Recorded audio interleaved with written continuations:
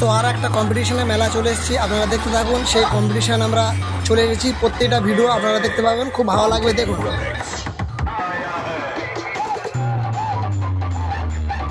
আমরা প্রথম যে ভিডিওটা দেখিয়েছিলাম ওটা দিনের বেলার ভিডিও, আর এটা রাতে আমরা কম্পিটিশনের সেখানে এসেছি। তবে ফুল ভিডিওটা দেখবো আমরা এখন শুরু করব সেই দিনের বেলা যেটা আমাদের সেটআপটা দাঁড় করানো গেলে সেই ভিডিও এবং রাতের ভিডিও দুটো আপনাদের সেটআপ দেখাবো, আপনারা দেখতে থাকুন। এখনই চালু হবে সেই সেটআপ।